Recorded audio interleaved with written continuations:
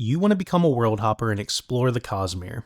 You've heard about books like Mistborn and The Way of Kings and said, I want to give that a try. And I say to you, yes.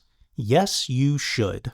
It's that time of the year again where everyone has finished their 2025 books, took a look at what 2026 has to offer and said, take me away, O book lord, anywhere but here. And a lot of you are heading to the Cosmere, my favorite place. Last year around this time is when I picked up Mistborn: The Final Empire, and I said to myself, well, I'll give it a try, I guess. And now I'm obsessed. It's a healthy addiction, and I'd like to remind my family that I could be doing devious acts of tomfoolery or murder. But I choose not to. The Cosmere keeps me grounded. But all jokes aside, you're here because you're wondering how to approach the Cosmere and its lengthy book count. What reading order should you go with? What book should I start with? How do you begin a quote-unquote series that doesn't technically have a book one? Well, you can do what I did and follow the man himself, Brandon Sanderson, and his order recommendations on his YouTube channel, linked in the description below. But believe it or not, I actually don't recommend you do that. If I could start all over again and read the Cosmere for the first time,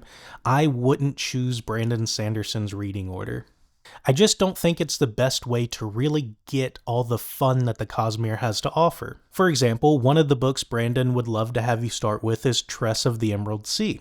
But I think if you do that, you really miss out on a lot of what Tress has to offer. There's so much Cosmere lore in Tress that will absolutely go over your head if you don't understand who certain characters are or what certain things are.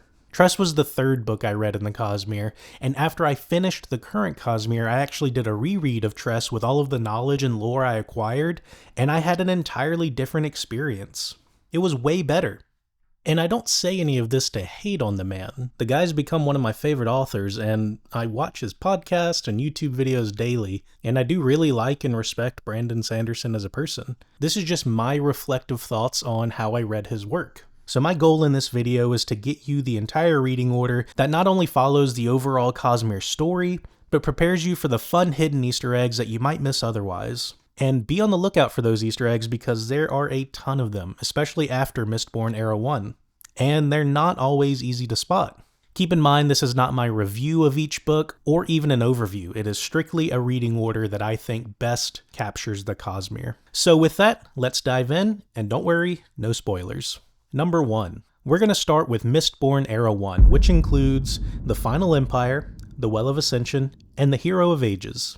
Era 1 is a fantastic starting point for the Cosmere, and these 3 books are still some of my favorites, even after finishing all the current books. Mistborn Era 1 takes place on Scadrial. You don't need any knowledge of the Cosmere to start here, and the trilogy ends in a way that if you want to stop reading the Cosmere and just have Mistborn be its own thing, you can do that and you'll have a complete story. Just grab some Kleenex because the tears do be flowing. And number 2, if you want to further your exploration into the Cosmere, then continue with Mistborn Secret History.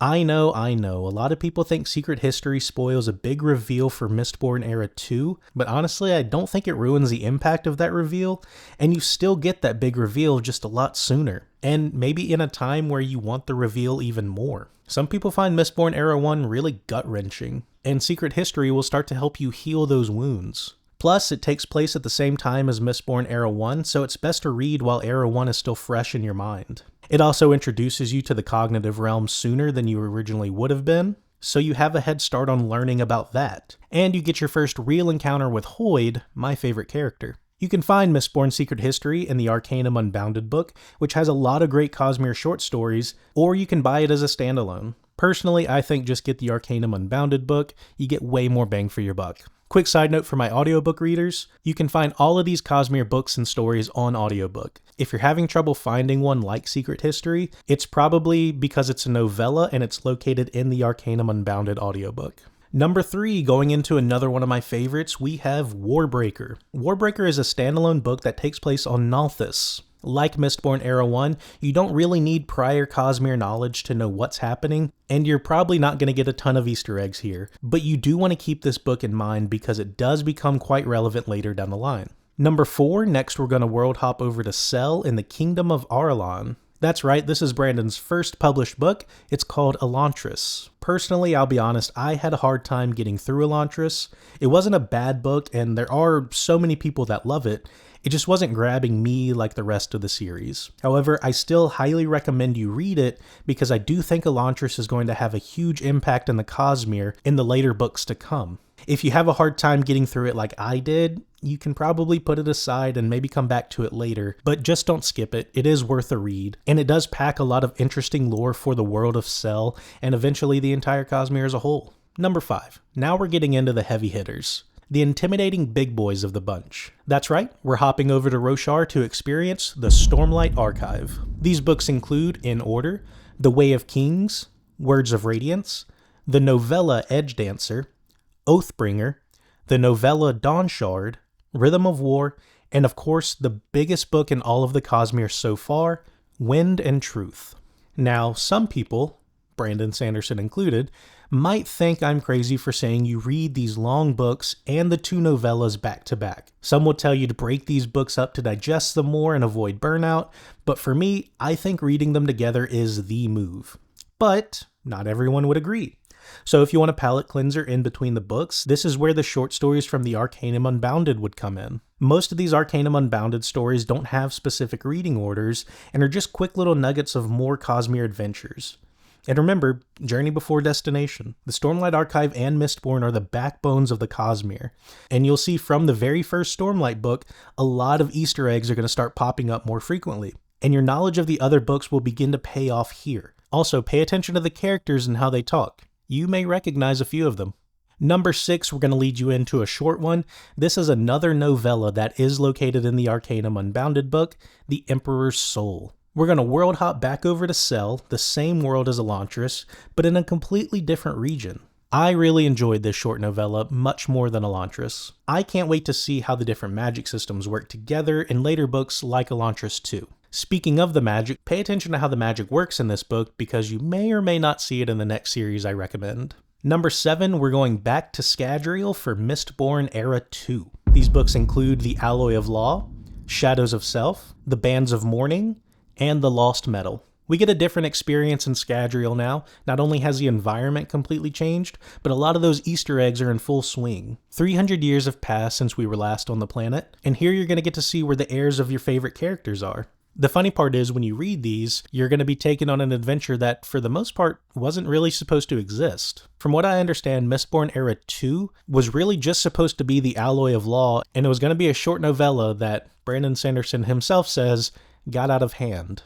But the series turned out to be fantastic. Wax and Wayne and Steris become some fan-favorite characters, as well as some others like Milan. There's a lot to love about this series, and while The Alloy of Law is considered the weaker entry, I really enjoyed it. The other 3 books can be real tearjerkers or packed with action and suspense, and of course contain a lot of lore and mystery. From what I understand, it also perfectly sets up Mistborn Era 3, which is currently being written and should come out in 2028. And finally, we come to number 8, which is the current end of the Cosmere, and where I recommend the secret projects. The secret projects currently are broken up into 2 categories. We have Hoid's Travails, which include Tress of the Emerald Sea and Yumi and the Nightmare Painter. And if you get to this point in the Cosmere by December of 2026, you'll be just in time for Brandon Sanderson's newest book to release, The Fires of December, which follows these 3 books in Hoid's Travails.